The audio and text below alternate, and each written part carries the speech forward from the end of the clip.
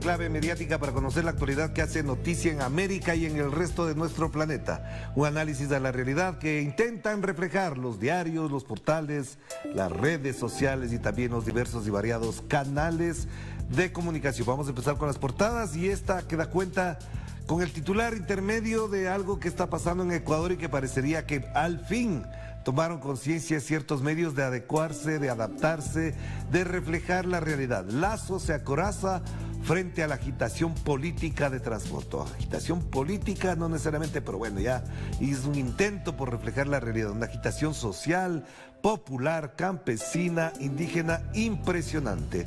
La tarde, noche de ayer, la madrugada de hoy en Ecuador, casi todo el país se ha movilizado. En Guayaquil, manifestaciones impresionantes. En Quito, cierres, marchas, enfrentamientos con la policía en todos los puntos de acceso de entrada a la capital de los ecuatorianos. De la provincia de Tungurahua, Chimborazo, Cotopaxi, Imbabura, Azuay, Cañar, en El Oro incluso y en Manabí se han sentido las manifestaciones. ¿Qué más dice el diario del presidente? El nuevo estado de excepción desactiva el intento de desgaste opositor. El nuevo estado de excepción desactiva el intento de desgaste opositor. Les digo que al menos tienen el intento de hacer algo, pero cuando ya explican el titular, uno entiende efectivamente por dónde van las cosas. Un nuevo estado de excepción no precisamente desactiva el desgaste. Un nuevo estado de excepción lo que está mostrando es la debilidad del presidente, pero por otro lado, al pasar a 6 provincias, y en realidad 9 están en estado de excepción ya, porque Guayas, Manabí y Esmeralda están desde hace casi 2 meses, evidentemente lo que da cuenta es que todo el país, si 9 provincias, las más grandes, las más populosas, las que incluyen una alta población indígena, entran en estado de excepción, lo que demuestra el presidente es que tiene, efectivamente, a diferencia de lo que creen, a todo el país en su contra. Pero bueno, te exagero un poco, buena parte del país está con su contra. Pero además, lo que no dicen estos diarios es que efectivamente, ayer, por ejemplo, hubo ya acciones paramilitares de gente adinerada que salió a dar bala a los protestantes en sus vehículos, sus ropas de lujo, sus autos de lujo. Comenzaron a frenar el ingreso a la capital de los manifestantes indígenas y campesinos. Hicieron y dieron bala. Esto evidentemente es parte de toda la campaña de desprestigio, de estigmatización xenófoba de parte de las élites ecuatorianas. En la parte superior, el titular: Quito, en el núcleo de la coalición. Novedad, nuevo esto que Quito sea el núcleo, si Quito es la capital. Entonces uno no entiende de qué manera ellos entienden la realidad. Lo que pasa es que la fotografía dice mucho más que el titular, porque eso muestra cómo se encuentra acorazado, ahí sí, el presidente en el Palacio de Carondelet, que ojalá se encuentre ahí porque nadie sabe por dónde anda. Pasamos a la jornada, que también da cuenta de lo que pasa en el Ecuador. Esa fotografía del costado izquierdo da cuenta de lo que pasó el día de ayer.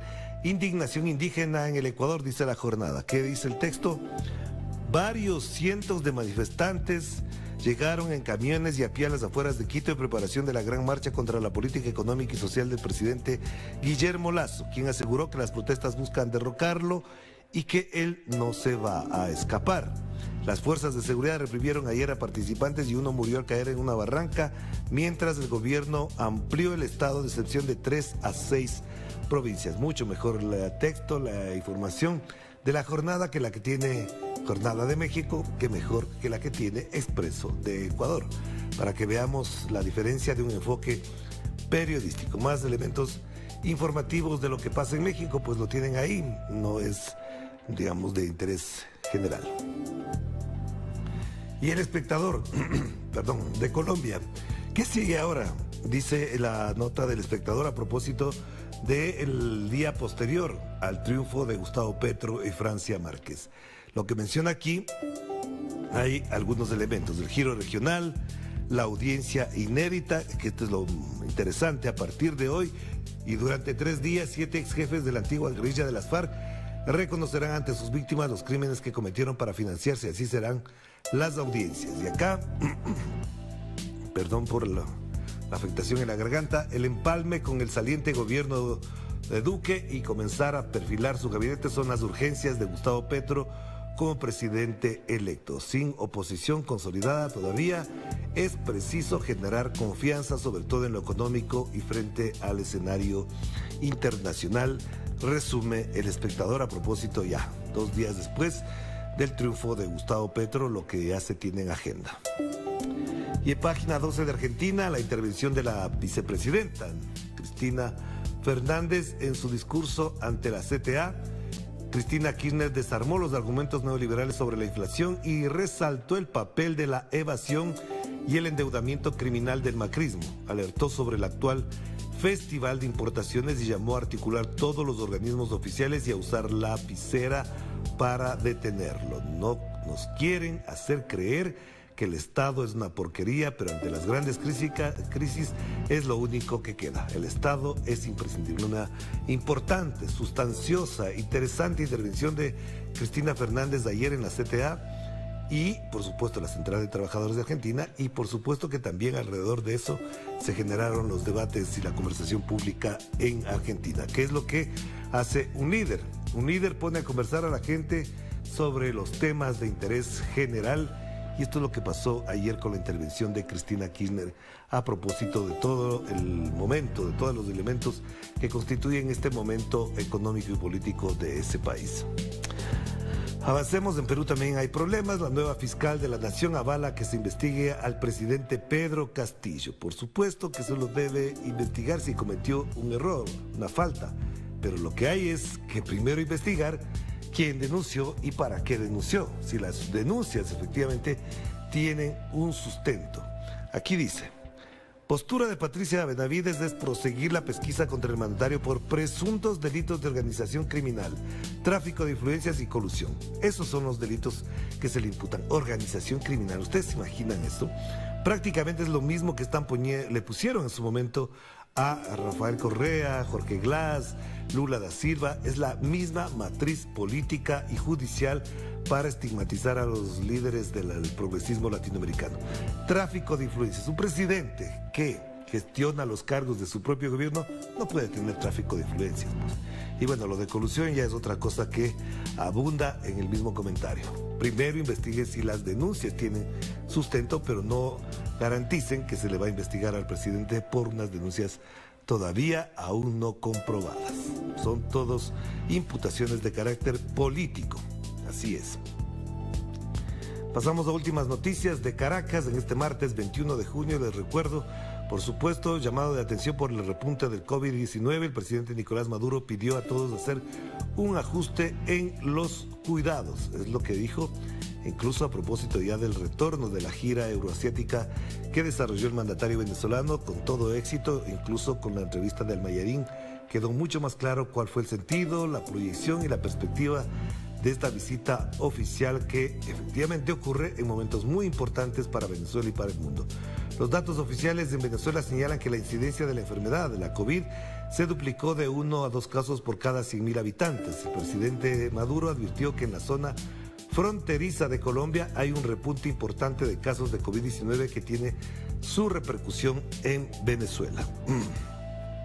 Avancemos. Bueno, aquí la portada de Chile, aparte de que esto que se está mencionando en el titular central, más de la mitad de los servicios de salud no cuenta con camas UCI, es decir, de atención inmediata, urgente, pediátricas disponibles en medio de una fuerte ola de contagios. Chile vive otra vez otra fuerte ola de contagios, por supuesto que preocupa. Varios médicos de allá señalan y dan cuenta de que las asistencias, sobre todo de niños con COVID, se ha disparado en las estadísticas. En la parte superior, a propósito del cierre de la Comisión Constitucional, a este acto de cierre se queda sin expresidentes, dice el Mercurio. Piñera declina con críticas y el entorno de Bachelet anuncia que no asistirá. Un acto tan importante y estos exmandatarios no van a ir. Vamos con los portales informativos, lo que mencionaba ya. A propósito de esto, Telesur destaca la entrevista que se difundió ayer. El presidente Nicolás Maduro asegura que se está forjando un nuevo orden mundial. Esta es la entrevista con la cadena Almayarín sobre la construcción de un nuevo orden mundial el presidente Maduro subrayó que esto refiere un planeta sin imperios hegemónicos, que es lo que no entiende Estados Unidos y de lo cual se agarra con las uñas para mantenerse como la superpotencia mundial. Costado derecho, más información. El Parlamento ecuatoriano exige al gobierno dialogar con los indígenas. Una resolución de 81 votos le pide al gobierno efectivamente que dialogue con los indígenas, que no aplique ninguna medida que violente los derechos humanos, porque efectivamente en estado de excepción se aplican estas cosas. Y el decreto 759, que está en vigencia desde el día de hoy, aplica algunas de esas violaciones a los derechos humanos. Más información. Presidente de Panamá es diagnosticado con cáncer en la sangre. La información. Justicia boliviana promueve nuevos juicios contra Yanine Áñez. Lo que mencionábamos hace unos días atrás. Todavía faltan procesos por dilucidarse en contra de la dictadora Áñez. Sputnik, el portavoz del Kremlin, dice: Rusia nunca volverá a confiar en Occidente. Pues sí, ¿para qué? Después de todo lo que ha hecho, evidentemente tiene todos los argumentos para defenderse, y a partir de esto, obviamente, lo que dice el presidente Nicolás Maduro, no puede haber una hegemonía única, ni multipolar, ni multihegemónica, ni nada por el estilo. Lo que debe haber es respeto a cada una de las naciones, por más grandes, ricas, pequeñas o pobres que éstas sean. Lo importante es que convivamos en un solo planeta, que es el de todos. A propósito del Inti Raymi, que es importante tenerlo en cuenta, todos somos de este planeta y todos debemos conservar este planeta. Vamos cerrando con AP, Associated Press de Estados Unidos. En México, Monterrey sufre una intensa sequía, lo mencionabas en la portada, también lo mencionaba La Jornada, y el camino no es fácil para que Petro cumpla sus promesas. Una información a propósito de esto: ¿quién dijo que iba a ser fácil? Nada es fácil en Colombia, tomando en cuenta lo que conversábamos ayer con Camilo Molina en el programa Enclave Política. Es muy difícil porque la élite, el establecimiento colombiano, definitivamente ha consolidado un poder fundamental, institucional, militar y económico durante todas estas décadas. Vamos cerrando con la agencia EFE. Colombia vislumbra un periodo de cambios con la llegada de Petro al poder. Para eso está en el poder, para eso se quiere poder y se tiene poder. Costado derecho, algunas informaciones de última hora, o de las últimas horas más bien.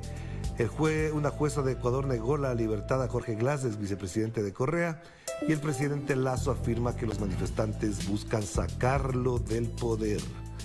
No le quieren sacar, eso es falso. Le están pidiendo que cumpla con lo que ofreció. Y no olvidemos, por ahí circulan imágenes del presidente vestido de indígena, bailando, festejando con los indígenas, diciendo que prácticamente él asentará su poder en el poder indígena. Y ahí tienen las respuestas. Y la policía de Ecuador califica de accidental la muerte de un manifestante. Hay testimonios de parientes y familiares que estuvieron junto al fallecido, que dicen que la policía le empujó al barranco, al abismo, o como se conoce acá, a la quebrada. Así que accidental no fue, precisamente. Bueno, hagamos la primera pausa. Enseguida volvemos.